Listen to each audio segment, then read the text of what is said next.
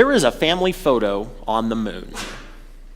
A man and a woman and two boys. The man is in a yellow button-down. His tie and his pants match. They're about the same color. It's that color in the Crayola box that's called burnt sienna, that real dark, earthy brown. The wife is in a seafoam green pantsuit and a blue cravat because the photo was taken in 1972. And there are the boys with big smiles. Who knows how many pictures or takes it took to get such a good picture with such great smiles. The oldest, his name is Charles, and like his father, his name Charles, and his father before him, he's 7. And the youngest boy is 5, and his name is Thomas. He leans on both of his parents in the picture. You probably have a family photo not unlike it in an album somewhere or hanging on a wall or maybe stuffed in a drawer somewhere. And this picture, though, is different because it was left on the moon. It was left there by Charlie Duke, an Apollo 16 mission astronaut. Duke was part of the original to the moon and back Apollo 11 mission, but he did that mission from Mission Control. In fact, you probably have heard his voice even if you don't know it. In that old footage of the moon landing, there's someone who speaks often from Mission Control in sort of a South Carolina southern lilt. That's Charlie Duke. He was from South Carolina, and he was there for all of it. But by 1972, it was Charlie Duke's turn to have his ticket punched to go to the moon. And that was excitement for him, but also for his whole family, because when you're an astronaut, your whole family sacrifices along with you. Charlie was never there. When the kids were studying arithmetic or their spelling list, Charlie was studying too, 16 hours a day, learning how to use different instruments and the intricate process of putting on a lunar suit, or endless routines of checklists, all of that day after day after day, long days that turned into long nights. The family at least had the comfort of knowing that when he became an astronaut, they were going to move from this crummy little Air Force base in the Mojave Desert in the middle of nowhere to Houston. So at least they got a little civilization out of it. And because they had sacrificed so much, and all the more because when they would go to other rocket launches, the Duke family, Charlie would notice his sons watch those rockets take off, which was this explosion that happened that lifted them up into the air. And he could see the wheels turning in their heads and then making the connection that someday soon their dad was going to be tied to the top of one of those rockets and strapped in. You could see that it was making them nervous. Because of all that, Charlie said he would take his family with him to the moon. And so there they were on a day in 1972, posing for pictures with a Kodak camera. And Charlie went through the pictures and he picked out what he thought was the best picture, wrapped it in some plastic, got a little bent up on the trip up, which sounds pretty good, all things considered. And when he landed on the moon, Charlie Duke left that family picture on a little bluff near an embankment overlooking the Descartes Highlands where they landed. His footprint in the lunar dust just a few feet away. And he asked his fellow astronaut, John Young, how long do you think that picture will stay there, will remain there? And John Young, who was himself a physicist and knew a lot about the moon, that there was no atmosphere, there was no weather, there was really nothing to change that photograph to speak of, he posited that that photo might still sit there for another 4 billion years or so. And Charlie Duke laughed and speculated that he didn't think it would take that long, that someone would be back soon. Maybe he would come back soon. Maybe one of the scientists from that moon base they wanted to build in the 80s would find the picture. Maybe colonists would. Maybe Charlie's kids would come back someday on vacation and find the picture sitting on the lunar soil. He didn't know that then that it would be his first and only trip to the moon, and he also didn't know that we don't go to the moon anymore. But he liked the idea that his family was there and they would be there for something close to forever. How many of you sit down and look at old family pictures every now and then? Probably most everybody. In albums or pull them out of the drawer at the back of the shelf. By sheer coincidence, just last night, we had all of my family over. We do Saturday night family dinners, and my brother and his family were there, and my parents, and my niece, who's 5, we pulled out a gallon-sized Ziploc bag full of old pictures because my niece wanted to see what her city, my mom, her grandmother, that's what she calls her, what she looked like when she was a little girl. And so we pulled open the bag and we started looking through pictures, and in there we finally found a picture of my mom, her grandmother. She must have been 7 or 8 years old, selling Girl Scout cookies at Bellhaven Elementary School in a brownie uniform. And then we pulled out another, and this one is my favorite in this particular sleeve of pictures, because in it my mom is about a year or two younger. She's posing, sitting with Santa Claus, but she's posing very carefully with her hands down like this so that whoever looks at that picture in the future could see that she had her nails painted for the occasion. A few baby pictures, a few more besides that, but as we looked at them, we could tell that Noelle looked just a little bit incredulous, like she was a little suspicious that this little girl that she kept saying was so cute in the pictures couldn't possibly be her city, her grandmother. Like we were trying to pull something over on her, like she was a part of a family of shady tricksters and low-grade con artists, which she is, but she didn't need to know that at the time. But finally it started dawning on her that that little girl in the pictures was someone she knew, was her grandmother. There were other pictures in there too of people way further back in the family that she never met. My favorite in that pack is a picture of my grandmother and my grandfather. I love it because it's taken sometime, maybe a year or two after World War II ended, and they are posing in front of a Greyhound bus. And my grandmother has this jaunty cap on and a Greyhound bus uniform. And my grandfather is wearing overalls, and he's got this kind of sloppy-looking hat. He looks like a farmer that just came in from the field. And the reason I love that picture is because as the family lore goes, my grandfather was a bus driver. He did that all through my mom's growing up. That's how they put food on the table. But much like this timeline in Hebrews where it doesn't really give the women the justice, my grandmother taught my grandfather how to drive a bus. She grew up poor, driving in the Depression, came from Oklahoma, grew up driving farm trucks, great big vehicles. Driving a bus was no big deal to her. So she taught my grandfather how to drive a great big Greyhound bus. And a few other pictures older still that I had no memory of. And even one or two where my mom even looked at them and kind of said, I don't know who these lovelies are, but they're way before my time. My niece is part of a long line. And so are we. How often do you think about that? The author of Hebrews wants you to think about that. That we're part of a long line. Didn't start with us, won't end with us.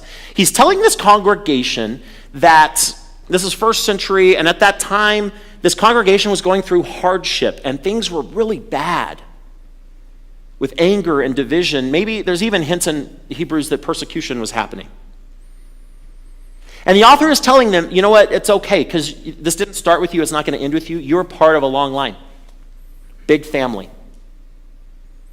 Didn't start with you, and it won't be over with you. And so he walks them through the family photo album of their faith, and it goes a ways back, all the way back to Father Abraham, and even before. Father Abraham, who had many sons, and many sons what? Had Father Abraham. You know the song. We could sing it real quick if you wanted to. There were challenges. There were hardships. Abraham, I love this. Abraham and Sarah, God comes to them and says, I'm going to come with me, follow me to a land that I will show you. Now, that sounds, and no disrespect to the Lord, seriously, but that sounds like a line that a con artist would give. It's a good thing God was faithful. Because God didn't come to them and say, come with me to a good land in the Midwest where you'll have a big farm and you'll be rich. God didn't say, come with me to Disneyland and you'll have fun and ride Splash Mountain. God said, come with me to a land that I will show you. And Abraham trusted, and Sarah trusted, and they went. Moses led those Israelites for 40 years, and they were whiners. And there were times he wanted to rip his hair out. And still, Moses sat with God and begged to go to the promised land, to be allowed to enter the promised land, and God said no. The prophets, the people of Israel, those people that the Hebrews is writing to, that early Christian community, they're part of a long line of their faith. A proud family whose roots run deep. For me and for us, let's bring it a little more forward because we're further in the family tree along, just in a very personal way. Our heritage, it looks kind of like this. Now, you can't see this. I don't expect you to. It'll be sitting out there when I'm shaking hands and doing my thing after the service. You can come and look at it. This is, it's a picture that was given to me by the Northwest Texas Conference when I was ordained. And two things I want to tell you about this picture. One of them has nothing to do with the sermon. I just love it. Is that this is me on the far right, and this is our current district superintendent, Ross, on the far left. He's my boss. We were ordained on the same night, but my last name is Kouri, and his is Whitaker. So I was ordained first, okay? I've told this to him before, I'm the senior pastor, okay? By about a minute. But really I take it to show it to you because there's this thing in the middle, this card in the middle, and it reads like so. This is the same kind of dynamic that Hebrews is talking about, that we're part of a long line. John Wesley consecrated Thomas Coke, who ordained Francis Asbury, who ordained Beverly Woe, who ordained Alpheus Waters Wilson, who ordained Samuel Ross Hay, who ordained Paul Elliott Martin, who ordained Benjamin Ray Oliphant, who ordained W. Earl Bledsoe, who ordained Joshua Abraham Kouri. It's an ordination line from Wesley to me, and actually there's a document where you could go back and do this for any pastor you know. And whenever I look at that, holy moly, there's only like 8 names between Wesley and not just me, but like any preacher you've ever listened to. Maybe 7, 8, maybe 9 names between Wesley. There are more than 8 or 9 people sitting in the first 2 rows on the left side.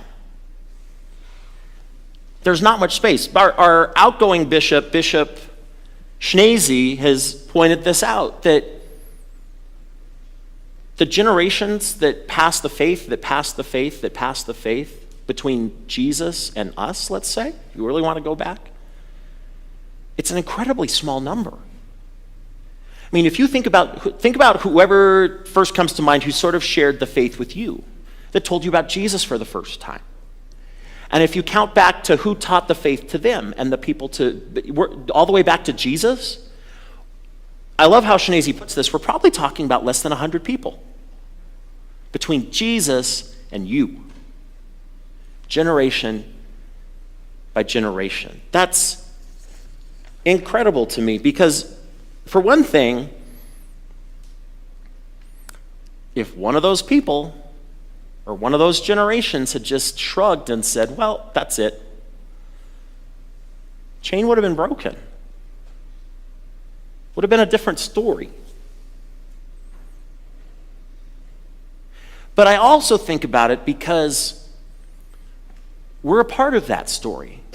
We're a product of that story, and someday we'll pass it on to others. Now, at St. John's next year, we're celebrating our 75th. For 75 years, St. John's has been a part of the Jesus story. Except there's one little problem, and this is kind of secret, so could you do me a favor and just not tell anybody this on the 75th Planning Committee?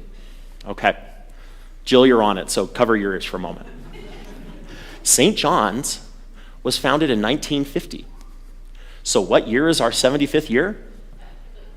Not next year. Next year is our 76th. This is our 75th year. Now, I didn't figure that out till this week. And we've got a year's worth of a party, and I like to party, so I'm not cutting it short and saying we got 2 months to celebrate.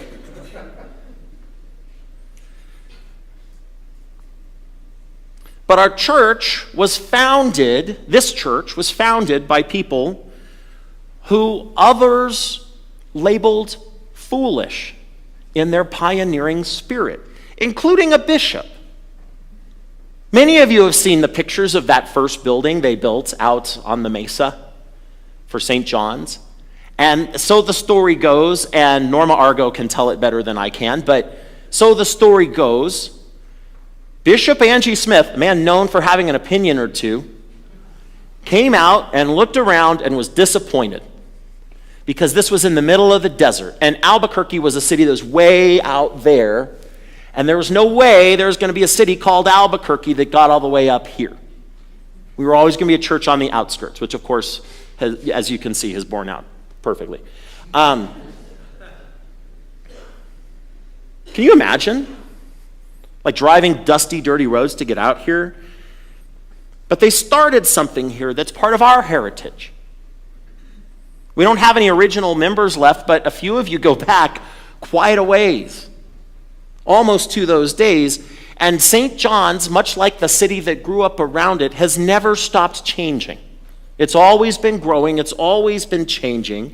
There was a time before this sanctuary was built where they worshiped in another room.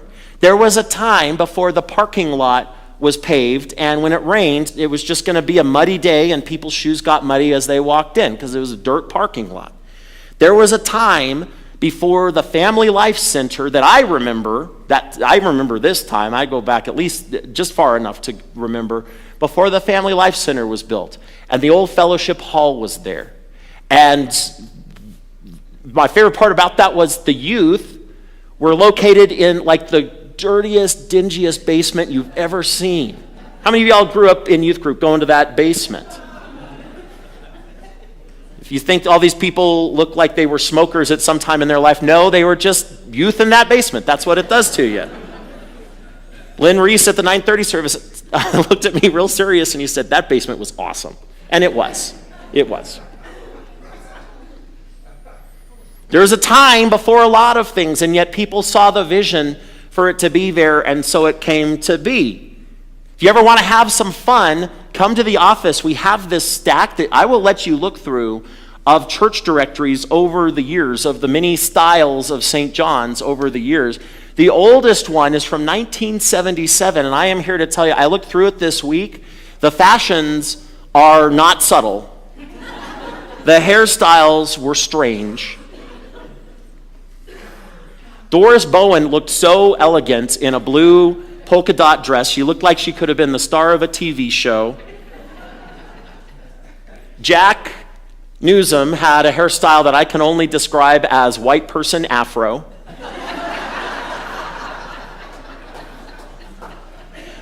Norma let me see the 67 directory, which includes a picture of the very young Reese family. And Lynn, who I think must be in his 60s or close to it at this point, was a baby in those pictures. And you know what he looks like? He looks like Lynn Reese. It looks just like him. If you put glasses on a baby, you'd have Lynn Reese as a baby. It was different times. And there are a lot of people, of course, in those directories that aren't here anymore. Either they've moved on or they're gone. They've died. But along the way, they did their part. And they built this place. They passed the faith along to the next generation, which tells me something in this stewardship season about what our project is, and that it's not about making budget, and it's not about giving numbers that are high enough, although, of course, those things are important, and you will get a commitment card in the mail this week, and we will go through that because it's important. But stewardship is our congregational act of saying we have been given something, and it was good, and what we were given is precious, and now it's our turn. It's our turn to carry the torch. It's our time and our turn. What are we going to do? So when you get your commitment card in the mail or in your email, it's not just about looking to the year ahead. It's about thinking about what happens when 75 years from now we come to the 150-year anniversary of St. John's, which I plan to be at. Now they're going to wheel my head in a jar to that reunion in 2100. I want us thinking about that. I want us thinking about that this week as we come to the Looking to the Future event on November 2nd. Not just about us, but what we pass along to generations to come. I want us thinking about that as we make commitments for the year ahead and yes, start stewardship season. A season when we say we're going to carry this place forward for another year and another year. We're going to do that. It's important. This place changes lives. And we have a good story to tell here, one we should be proud of. Be part of this heritage. This heritage is part of God's family, which started with Father Abraham and Mother Sarah, 2 shepherds. We're part of that Christian heritage going back to Jesus. We're part of the United Methodist heritage going back to Wesley. We're part of the St. John's heritage going back 75 or 6 years. In fact, I want to suggest that maybe we got it right in celebrating next year, that next year we're going to celebrate 75 plus 1. That we're going to start living into that next 75 years, and that's, we will continue to look to the future as we always have.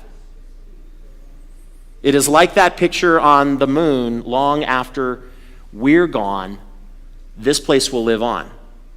And so will the faith and the message of Jesus Christ. And I guarantee you, someday people will be back looking at old pictures of St. John's in 2025, and they will look at a picture of you, and they will say to themselves, my goodness, he really wore that. My goodness, she really had her hair that way. What were they thinking? We just have to do our little part. We just have to take what was given to us and be faithful with it and build it up that much more and pass it on. So let us pray.